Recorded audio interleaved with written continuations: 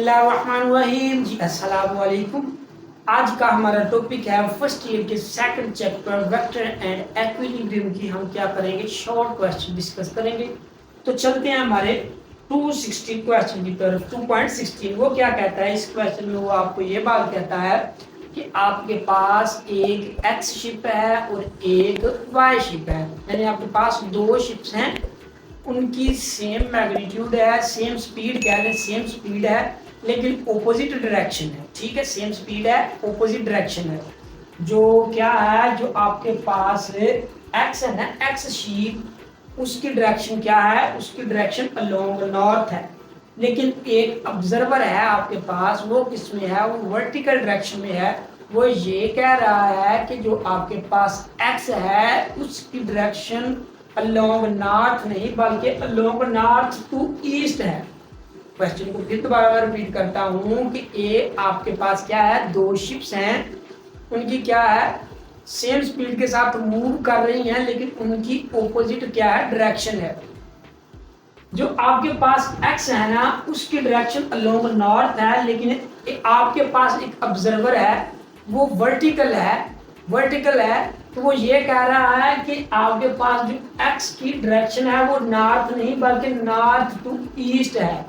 तो आपने क्या मालूम करना है, आपने उस ऑब्जर्वर की पोजीशन फाइंड करनी है कि वो ऑब्जर्वर कहाँ पर होगा, यहाँ पर होगा, यहाँ पर होगा, यहाँ पर होगा या यहाँ पर होगा। कहाँ पर होगा कि उसको लग रहा है कि जो एक्स की जो डायरेक्शन है वो नॉर्थ टू ईस्ट है। ठीक है, तो वो हम क्या करेंगे, आपके पास एक वेक्टर आ गया ओ टू ए, आपके पास क्या आ गया वी एक्स। ठीक है, इसी तरह आपके पास ओ टू बी क्या आ गया V X minus V Y. तो आपने क्या किया, यहाँ पर एक रिजल्टेंट वेक्टर ड्रा कर दिया। तो हम इनको हेड टू टेल रूल की मदद से ऐड करेंगे तो आपके पास क्या आएगा, ओ ए आएगा प्लस ए बी आ जाएगा। ठीक है, और प्लस आपके पास ओ बी आ जाएगा, यानी ओ ए आपके पास किसके बराबर है, ए एक्स के बराबर है, प्लस ए बी आपके पास हमने फाइंड करना है, वो ऐसे ही आ जाएगा। ओ बी आपके पास V X minus V Y है। तो ए बी आपके पास क्या आ जाएगा, ये वी एक्स यहाँ ऐड हो रहा है, V X minus V Y, ये इसके साथ कैंसिल हो गया। ए बी आपके पास किसके आ गया, माइनस वी वाई, यानी आपके पास जो ए बी है वो आपके पास माइनस वी वाई के बराबर होगा। इसका मतलब ये हुआ कि ये आपके पास नेगेटिव वी वाई है। तो अगर आपके पास प्लस का वी वाई होगा तो यहाँ पर होगा। तो इसका मतलब क्या हुआ कि जो आपके पास ऑब्जर्वर था ना, ऑब्जर्वर वो कहाँ पर था, वो आपके पास वेस्ट में था, इसलिए उसको लग रहा था कि जो आपके पास एक्स है उसकी direction along north to east है, क्योंकि वो यहाँ पर है। लेकिन एक्चुअल डायरेक्शन किसकी, एक्स की अलोंग नॉर्थ ही थी। ठीक है, तो ये था हमारा क्वेश्चन 2.16। तो हम अब चलते हैं 2.17 क्वेश्चन की तरफ। तो 2.17 हमें क्वेश्चन क्या कहता है, कि वो कहता है कि आपके पास क्या है, एक शेप उसने बनाई हुई है, ये वाली आपके पास एक शेप है।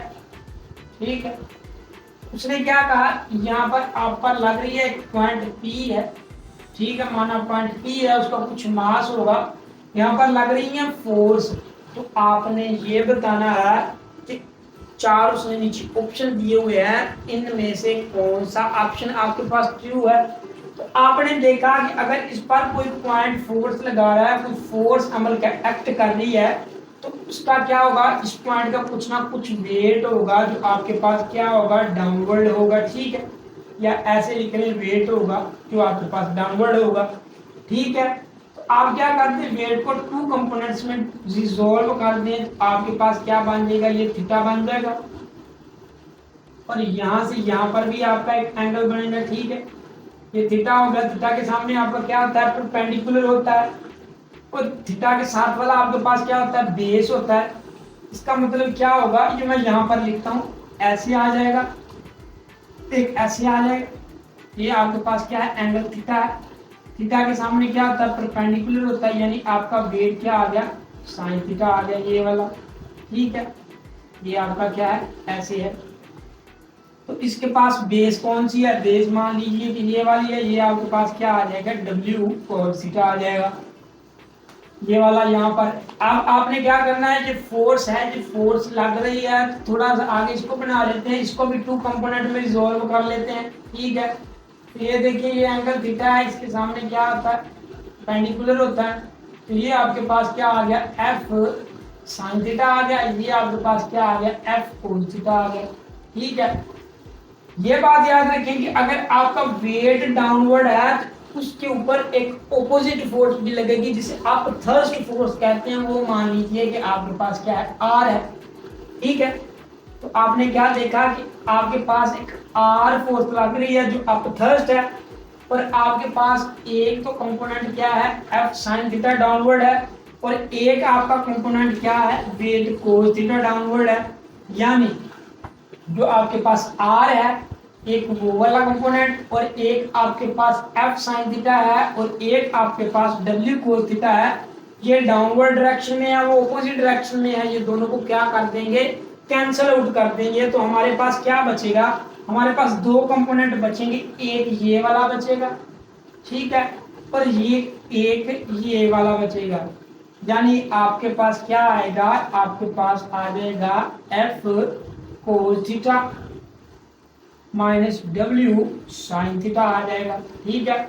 माइनस कैसे आया, माइनस इसलिए आया क्योंकि ये ऑपोजिट डायरेक्शन में है। ये देखिए ये ऑपोजिट डायरेक्शन में है, इसलिए आपके पास क्या आ गया, माइनस साइन थीटा आ गया, ठीक है।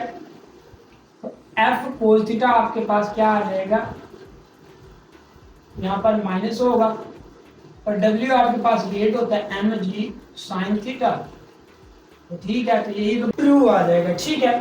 तो अब हम चलते हैं हमारे 2.18 क्वेश्चन की तरफ। तो वो क्या कहता है, कहता है if all the components of the vectors a1 and a2 are reverse, how would this alternating a1 and a2। यानी उसका कहने का मतलब ये है कि अगर आपके पास कंपोनेंट a वेक्टर हो, यानी अगर आपके पास a वेक्टर हो, एक आपके पास और a वेक्टर हो, a2 मान लें, तो अगर आप इनके तमाम कंपोनेंट को रिवर्स कर देंगे तो आपके पास कौन सा रिजल्ट आएगा, ठीक है।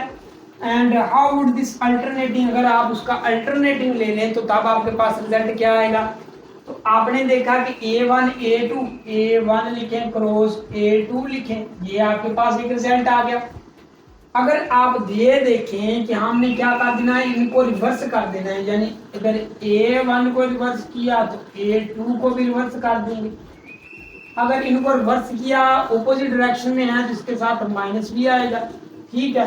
अगर आपके पास a1 माइनस है क्रॉस a2 आपके पास माइनस है, तो माइनस को माइनस से मल्टीप्लाई करेंगे तो आपके पास क्या हो जाएगा, आपके पास a1 क्रॉस a2 ही आपके पास रिजल्ट बचेगा, ठीक है। माइनस को माइनस के साथ मल्टीप्लाई करेंगे। अगर आप इसको अल्टरनेटिंग मेथड के साथ देखना चाहें तो तब भी आप इसको अल्टरनेटिंग मेथड के साथ भी देख सकते हैं, ठीक है। तो यहाँ पर हमारा क्या रिजल्ट प्रूव हुआ कि अगर आप तमाम कंपोनेंट को क्या कर दें, रिवर्स कर दें, तो तब भी उस पर कोई इफेक्ट नहीं होगा। अगर हम अल्टरनेटिव मेथड के साथ देखना चाहते हैं तो फर्ज किया आपके पास a1 है क्रॉस a2 है, i j k ले लिया, यहाँ पर ax ले लें, ay ले लें, az ले लें, यहाँ पर a1 है, ठीक है। a2 ले लें x, a2 y ले लें, a3 आपके पास क्या आ गया, z आ गया, सॉरी a2 आपके पास क्या आ गया, z आ गया। इस तरह आपने क्या किया, minus a1 cross minus a2, आपके पास क्या आ जाएगा, i आ जाएगा, j आ जाएगा, k, a1x, a आपके पास 1y, a1z, इसी तरह a2x, a2y, a2z आपके पास आएगा, साथ माइनस आ जाएगा, ठीक, क्योंकि आपने दोनों नेगेटिव ले लिए। अब क्या करना है, अब आपने करना है माइनस को अंदर मल्टीप्लाई कर दे, ठीक है। अगर तो आप करेंगे माइनस को अंदर मल्टीप्लाई, तो हमने क्या किया, माइनस को बाहर भी मल्टीप्लाई कर दें, यानी आपके पास दोनों माइनस वाले थे, जब हम माइनस को बाहर निकालेंगे A1 क्रॉस A2 बचेगा, माइनस से हमने इसको मल्टीप्लाई कर दिया, ये भी आपके पास प्लस हो जाएगा, यानी A1 आपके पास A2 आ जाएगा। ठीक है, क्योंकि माइनस माइनस प्लस हो गया। अगर आप अंदर माइनस से मल्टीप्लाई करेंगे, माइनस आई आपके पास आ जाएगा, माइनस के आ जाएगा, माइनस के आ जाएगा। ठीक है, इसी तरह आपके पास इसके साथ क्या आ जाएगा, A1x आ जाएगा, A1y आ जाएगा, A1z आ जाएगा, तरह A2 आपके पास x आ जाएगा, A2y आ जाएगा और A2z आ जाएगा। ठीक है, तो आपका रिजल्ट क्या एक्यूरेट आया? आया तो है, लेकिन आप कहेंगे यहाँ तो माइनस है। तो आप क्या देखें कि जो आपके पास यूनिट मैग्नीट्यूड होती है ना, वो आपको डायरेक्शन बताती है, वो कभी भी नेगेटिव नहीं होती। इसका मतलब है कि आपके पास जो माइनस आई है वो किसके बराबर होगा, आई के ही बराबर होगा।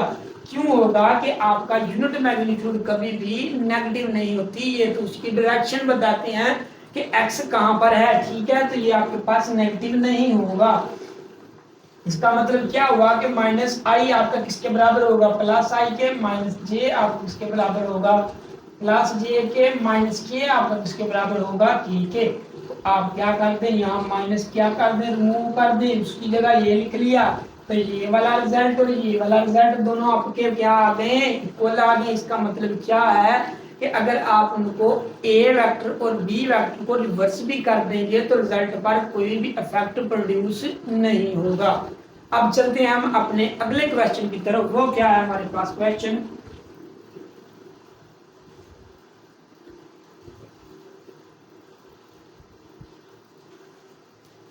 तो क्वेश्चन नंबर 1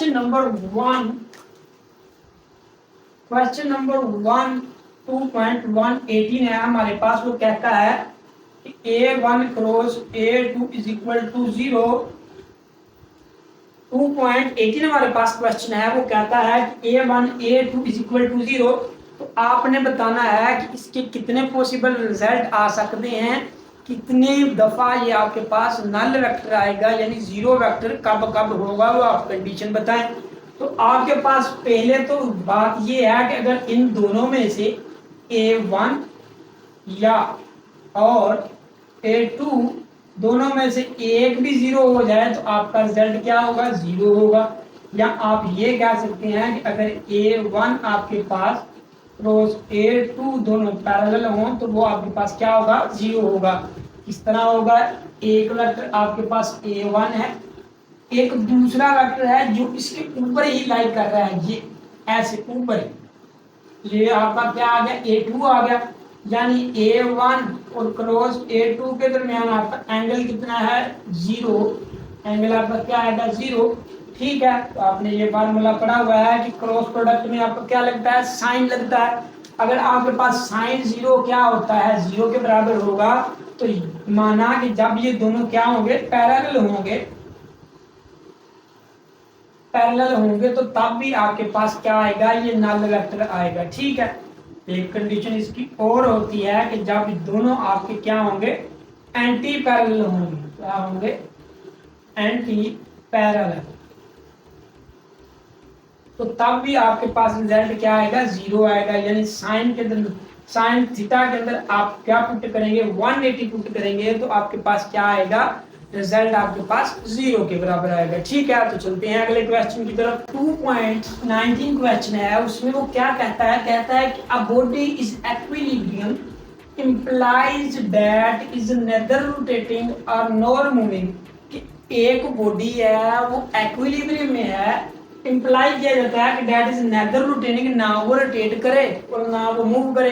तो हमने इक्विलिब्रियम की दो कंडीशन पढ़ी हुई हैं, दो टाइप्स पढ़ी हुई हैं, जिसमें एक स्टैटिक डायनामिक इक्विलिब्रियम, एक स्टैटिक इक्विलिब्रियम है, एक डायनामिक इक्विलिब्रियम है। तो स्टैटिक इक्विलिब्रियम हमारे पास वो होता है जब आपकी बॉडी कोई रेस्ट में होती है, और डायनामिक इक्विलिब्रियम आपके पास वो होता है जब आपकी बॉडी यूनिफॉर्म वेलोसिटी के साथ हरकत करती है। तो अगर आपके पास बॉडी यूनिफॉर्म वेलोसिटी के साथ हरकत करेगी, यानी डायनामिक कंडीशन में आपकी बॉडी होगी तो यूनिफॉर्म वेलोसिटी के साथ हरकत करेगी। जब वो यूनिफॉर्म वेलोसिटी के साथ हरकत करेगी तो वो रोटेट भी करेगी और क्या करेगी और मूव भी करेगी। तो इसका मतलब है कि फर्स्ट स्टेटमेंट आपकी क्या है, एक्यूरेट नहीं है। अब चलते हैं हम अपनी पॉइंट बी की तरफ। उसमें वो क्या कहता है, कहता है if coplanar force act on a body for close polygon then the body is said to be in equilibrium. तो वो क्या कहता है कि अगर आपके पास एक पॉलीगॉन हो, उस पर सेट ऑफ फोर्सेस अप्लाई हो रही हो, तो क्या आप उसको कहेंगे कि आपकी बॉडी इक्विलिब्रियम में है। ठीक है, तो हमने क्या पढ़ी थी, कंडीशन दो इक्विलिब्रियम की पढ़ी थी। पहली कंडीशन हमारी क्या थी कि अगर number of forces act on a body is equal to 0 then the first condition is satisfied and the second condition we say that when the number of the torque act on the body, or we say that when the clockwise and anti-clockwise torque act on a body is equal to 0, then we can say that the body क्या होगी, equilibrium में होगी। कब equilibrium में होगी, जब उसकी first condition और सेकंड कंडीशन जब आप उस पर टोटल फोर्स एक्ट होना 0 और टोटल टार्क एक्ट होना 0, उसमें एंटी क्लॉकवाइज और क्लॉकवाइज टार्क दोनों 0 होंगे, तो आपकी क्या होगी, ये दोनों कंडीशन को क्या करेगी, इंप्लाइज करेगी, क्या करेगी, सेटिस्फाई करेगी। तो हमने क्या देखा, वो इस बात में ये कह रहा है कि if coplanar force act on a body, अगर आप पर number of forces coplanar force act on a body for close polygon, आपके पास क्लोज पॉलीगॉन है। क्लोज पॉलीगॉन क्या होती है, फर्ज किया हमारे पास एक वेक्टर ए है, एक वेक्टर आपके पास क्या है, एक वेक्टर आपने मान लिया बी है, एक वेक्टर आपके पास सी है, एक पास आपके डी है और एक आपके पास क्या है, ई वेक्टर है। ठीक है, तो क्या किया कि नंबर ऑफ फोर्सेस यहाँ पर क्या एक्ट कर रही हैं, फोर्स एक्ट कर रही हैं on a body for close polygon, then the body is said to be in equilibrium. तो हमने दो तो कंडीशन पढ़ी हैं, लेकिन अगर उस पर फोर्सेस एक्ट कर रही हैं तो फर्स्ट कंडीशन को सेटिस्फाई कर रही है। अगर फर्स्ट कंडीशन की तरफ देखा जाए, जब number of forces act on करेंगी बॉडी पर, तो आपके पास फोर्सेस के लिहाज से देखा जाए तो वो क्या है, वो तो 0 है। ठीक है, number of forces act on a body, तो क्या होंगी, जब उन पर नंबर ऑफ फोर्सेस एक्ट करेंगी, जब उनको ऐड करेंगे तो z आपके पास 0 आएगा। अगर फोर्सेस के लिहाज से देखा जाए तो आपकी क्या होगी, बॉडी 0 होगी। तो आपकी फर्स्ट कंडीशन से लिहाज के तो आपकी स्टेटमेंट ट्रू है। लेकिन अगर आप दोनों कंडीशन देखना चाहें, यानी आप अगर उसमें ये देखना चाहें कि सेकंड कंडीशन में आपका क्या होता था, टार्क एंटी क्लॉकवाइज और क्लॉकवाइज दोनों 0 होते थे, लेकिन ये दूसरी कंडीशन को सेटिस्फाई नहीं करती। वो कैसे नहीं करती, क्योंकि हमने पढ़ा है कि बॉडी पर जब क्लॉकवाइज टार्क और एंटी क्लॉकवाइज टार्क दोनों क्या होंगे, दोनों ऑपोजिट डायरेक्शन में होंगे, तो तब आपका क्या होगा, तब आपका टार्क 0 होगा। लेकिन यहाँ पर तो हमने देखा कि बॉडी का क्या है, क्लॉकवाइज ही टार्क है। यहाँ पर इसका हेड इस तरफ है, ये भी इस तरफ, ये भी इस तरफ, ये भी इस तरफ। ये क्या कर रही है, जब उसका टार्क आपका सिर्फ एंटी क्लॉकवाइज है, क्लॉकवाइज नहीं है, 0 तो उस वक्त होगी जब एंटी क्लॉकवाइज टार्क और क्लॉकवाइज टार्क दोनों 0 होंगे। लेकिन इस केस में तो क्या हुआ है कि आपका एंटी क्लॉकवाइज टार्क है, क्लॉकवाइज टार्क है नहीं। तो इसका मतलब ये है कि आपकी ये सेकंड कंडीशन को क्या करती है, सेटिस्फाई नहीं करती। अगर फर्स्ट कंडीशन के लिहाज से देखा जाए तो ये आपकी स्टेटमेंट ट्रू है, लेकिन दोनों कंडीशन के लिहाज से देखा जाए तो आपकी कंडीशन ये क्या है, ये भी फॉल्स ही है। ठीक, तो जी 2.20 क्वेश्चन में ये बताता है कि आपके पास एक पिक्चर है, वो क्या है, दीवार के साथ लटकी हुई है। उस पर क्या हो रहा है कि टेंशन की दो फोर्स एक्ट कर रही है, एक टेंशन टी ये है, एक टेंशन टी है, एक वेट उसका डाउनवर्ड है। तो आपने क्या मालूम करना है, आपने ये बताना है कि टेंशन मिनिमम कहाँ पर होगी। तो टी हमने देखा कि टी को आपने क्या कर दिया है कि कोई भी आपके पास वेक्टर होता है, टी भी आपके पास एक समझ लीजिए कि वेक्टर है, तो आप क्या करते हैं कि उनको कंपोनेंट में रिजॉल्व कर देते हैं। तो उसके दो कंपोनेंट बन जाते होते हैं, एक हॉरिजॉन्टल एक वर्टिकल।